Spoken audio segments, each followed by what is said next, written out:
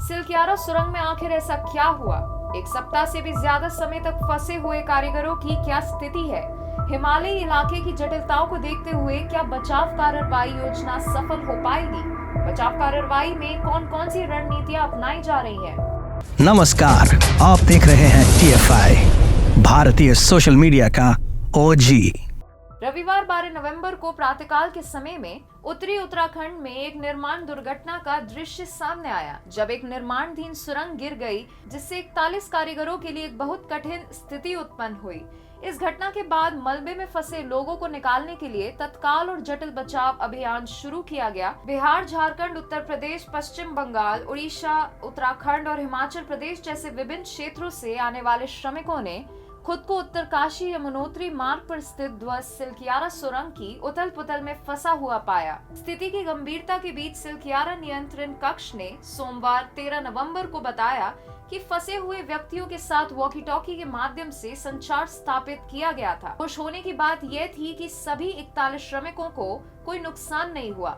उनकी जरूरतों पर तुरंत प्रतिक्रिया देते हुए एक अनूठा समाधान तैयार किया गया। लगभग 60 मीटर की दूरी तक फैले हुए संपीड़न पाइप के माध्यम से फंसे हुए श्रमिकों तक भोजन भी पहुंचाया गया। सिलक्यारा सुरंग चारधाम ऑल वेदर रोड परियोजना का एक महत्वपूर्ण घटक इस दुर्भाग्यपूर्ण घटना के कारण मुख्य ध्यान केंद्र बन गया। यह सुरंग क्षेत्र में बुनियादी विकासों का प्रमाण है। इसे उत्तराखंड में 12,000 करोड़ के हाईवे विस्तार परियोजना का हिस्सा बनाने के रूप में निर्मित किया जा रहा था। यह सेंट्रल सरकार द्वारा 2016 में शुरू की गई एक महत्वपूर्ण पहल है। यह घटना मुख्य केंद्र बनना तब शुरू हुई जब यूनियन सड़क परिवहन और मुख्यमंत्री नितिन गडकरी और उत्तराखंड के मुख्यमंत्री पुष्कर धामी ने 19 नवंबर रविवार को सिलक्यारा सुरंग में सहायता पहुंचाने की शुरुआत की। स्थिति की तत्कालीनता स्पष्ट थी, क्योंकि श्रमिक पहले से ही 8 दिनों से फंसे हुए थे, जिस कारण से तीव्र और निर्णायक प्रतिक्रिया की आवश्यकता थी। नितिन गडकरी ने साइट का निरीक्षण करने के बाद विश्वास जताया कि विकसित ड्रिलिंग मशीन की तैनाती से बचाव अभियान में तेजी आएगी। साथ ही आश्वासन दिया कि अगले 2 दिनों के भीतर फंसे हुए श्रमिकों तक पहुंचा जाएगा। श्रमिकों की जान बचाने के सर्वोपरि महत्व पर जोर देते हुए उन्होंने कहा, हमारी प्राथमिकता उनकी जान बचाना है। काम युद्ध स्तर पर है। अपने स्थलीय निरीक्षण के बाद एक प्रेस वार्ता में गडकरी ने बचाव अभियान के लिए बहुआयामी दृष्टिकोण की रूपरेखा प्रस्तुत की। सरकारी और निजी दोनों एजेंसियों की भागीदारी के साथ फंसे हुए श्रमिकों से संपर्क करने के लिए एक लंबवत ड्रिलिंग तंत्र चलाया गया। सरकार बचाव प्रयासों को बढ़ाने के लिए अमेरिकी विशेषज्ञों के साथ साथ एक रोबोटिक्स टीम को शामिल करने सहित सभी संभावित समाधानों पर विचार कर रही थी।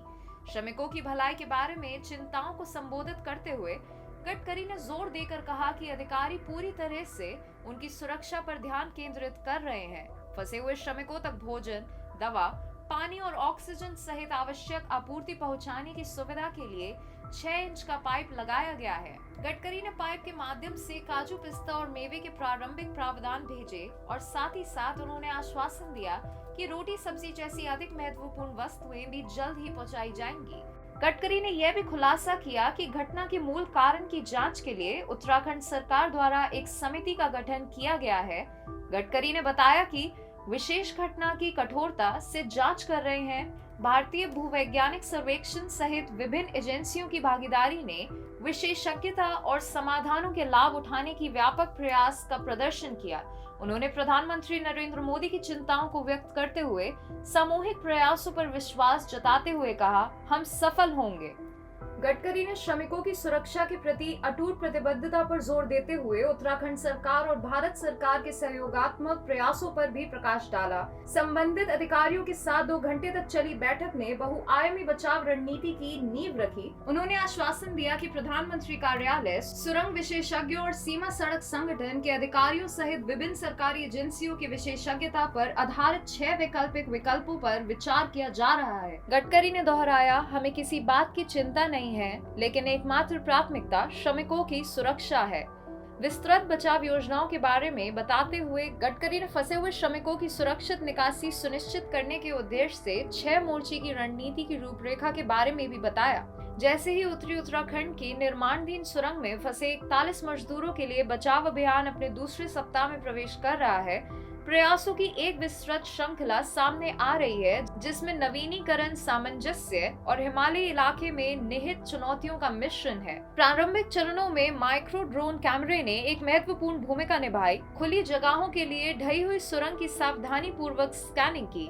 इस रणनीतिक खोज ने पहाड़ी की चोटी से न केवल एक महत्वपूर्ण आपूर्ति लाइन डालने का मार्ग दिखाया, बल्कि नीचे फंसे लोगों तक आशा भी पहुंचाई। बचाव प्रयास एक सहयोगात्मक प्रयास रहा है, जिसमें राष्ट्रीय आपदा प्रतिक्रिया बल, राज्य आपदा प्रतिक्रिया बल, border roads organisation, national highway और इंफ्रास्ट्रक्चर डेवलपमेंटल कॉर्पोरेशन लिमिटेड और इंडो तिब्बती सीमा पुलिस जैसे कई एजेंसियों के साथ मिलकर किया है। उनका सामूहिक दृढ़ संकल्प फंसे हुए श्रमिकों को सुरक्षित लाने की अटूट प्रतिबद्धता का प्रमाण है। हिमालयी इलाके से उत्पन्न अद्वितीय चुनौतियों को संबोधित करते हुए केंद्रीय मंत्री नितिन गडकरी ने इस क्षेत्र की नाजुकता पर प्रकाश डाला। इसकी तुलना दक्कन के ठोस पत्थरों से की। यह सूचना उन जटिलताओं को दिखाती है जो स्थानीय दलों को उस भूगोलगत कठिन परिस्थिति में काम करते हुए का सामना करना पड़ रहा है। बचाव कार्यों के बीच एक मार्मिक क्षण सामने आया जब उत्तर प्रदेश के एक अधिकारी अरुण कुमार मिश्रा ने ह्यूम पाइप का उपयोग करके फंसे हुए श्रमिकों से संवाद किया। सुरंग की गहराई से दबी आवाजें तेजी से बचाव की गुहार लगा रही थी और भोजन और पानी के प्रावधान के बावजूद उनके सामने आने वाली चुनौतीपूर्ण परिस्थितियों का विवरण दे रही थी। निर्माण कंपनी के खिलाफ विरोध प्रदर्शन के माध्यम से व्यक्त सहकर्मियों की निराशा स्थिति की तात्कालिकता और गंभीरता को भी बढ़ाती है।